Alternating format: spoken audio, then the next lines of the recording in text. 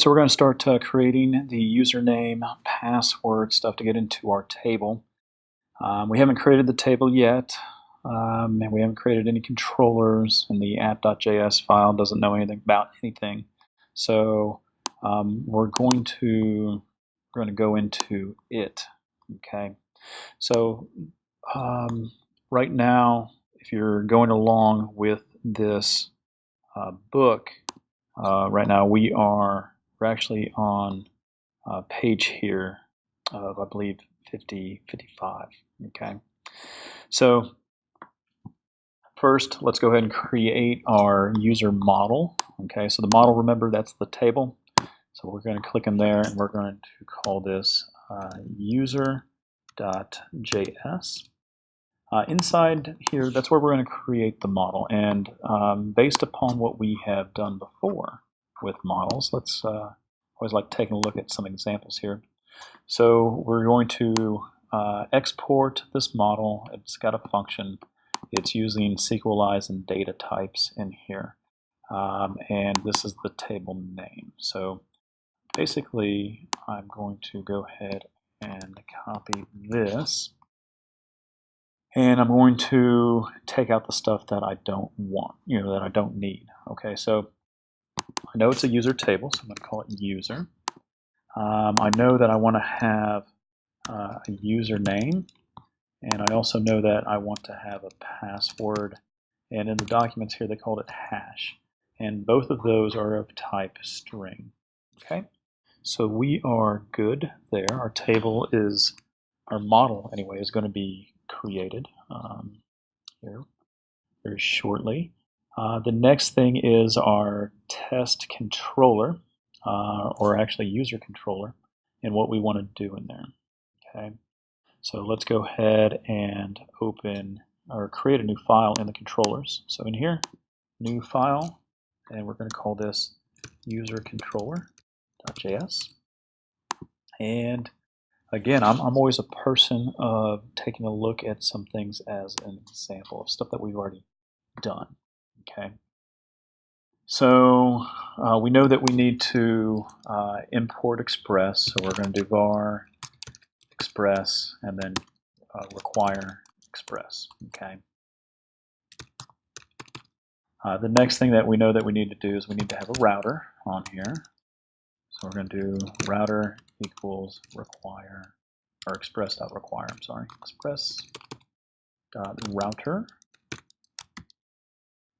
And we know we need to utilize some SQLize actions in here. So we're going to do SQLize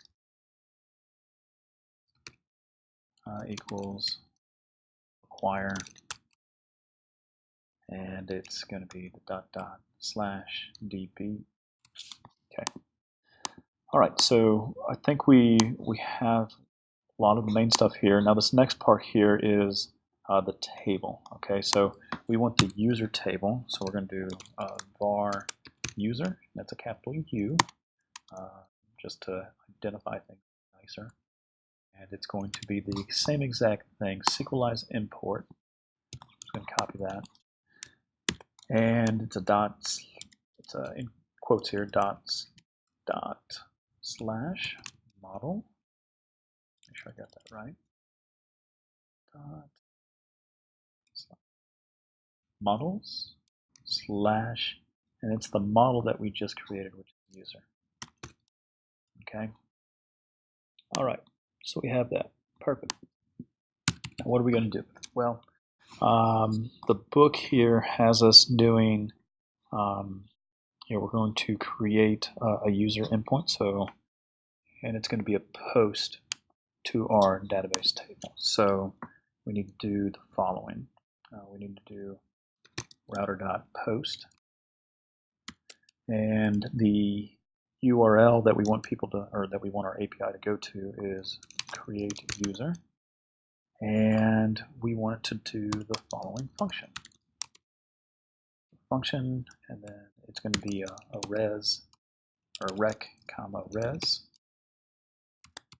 And inside there, we want to, right now, we're going to force in the username and password to our database. So we're not going to use postman, so we're going to do var and username. Actually, I'll make this capital here, camel cased. Username equals, and then I'm going to go ahead and put just a fake email here, fake at fake.com. Okay. And then the password, var password equals, and this is password. Okay. Now the next thing that we need to do here is we actually need to provide the functionality to actually create this record in the server. So where is our server named, or where is our table named? So we're going to reference the table that we want to perform action on, which is this right here. So we got user dot, and we're going to use the create method. And the create method does take a few parameters here. We're going to reference our user model because we know that our table has a column called username. What do we want to go in there? Well, we want the username that we're forcing to go in there. Okay, comma.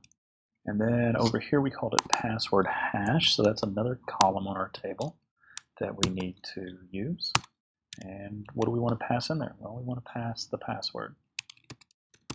Okay, so we have that, and then we can do this dot then.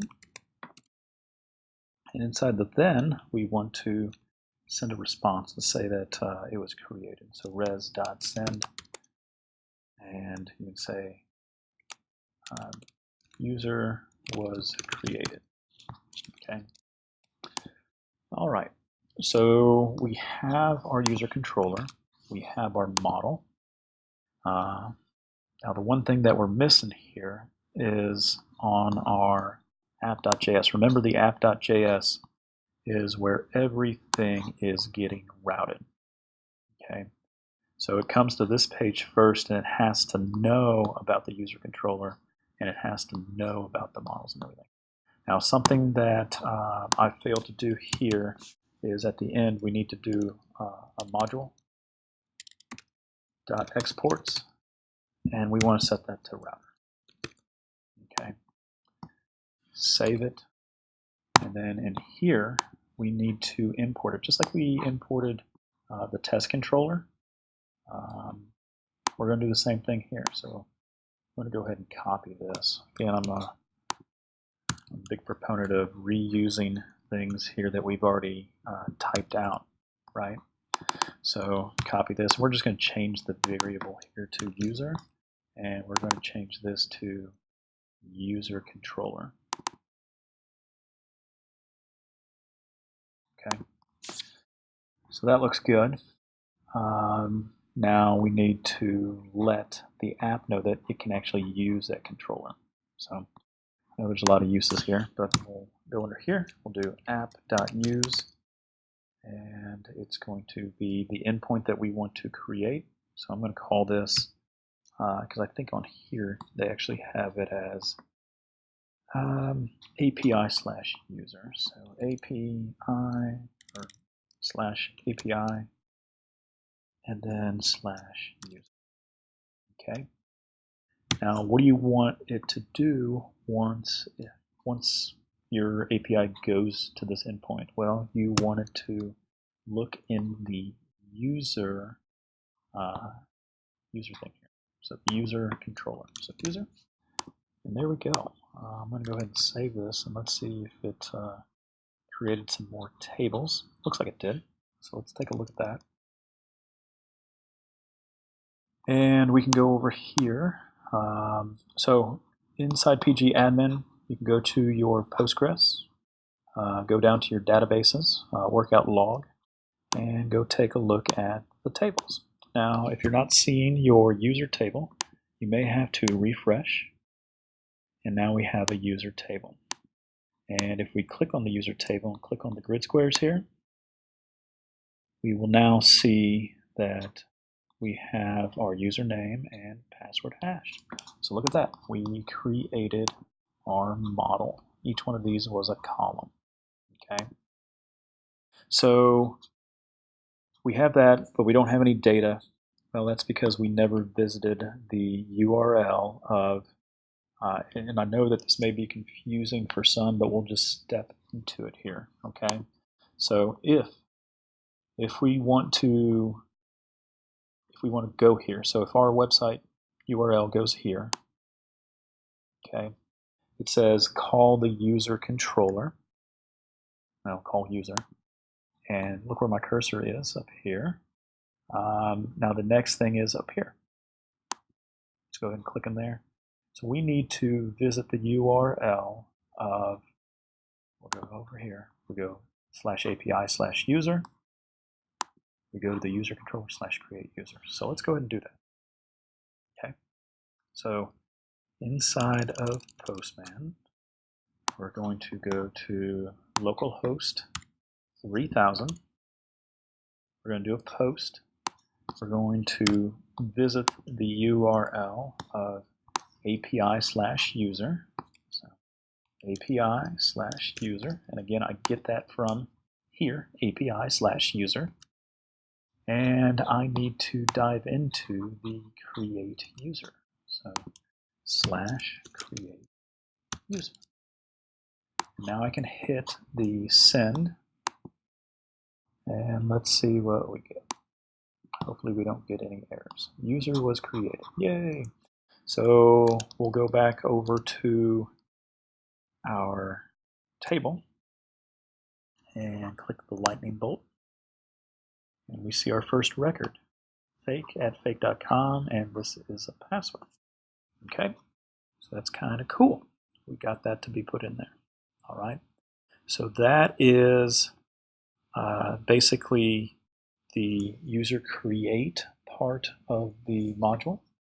And we'll go ahead and record a few more videos going over some other stuff. But if you want to play around, you can change the username and password, and you'll see it updated in the table once you go back into Postman and you go ahead and hit the send button on that URL. Okay, so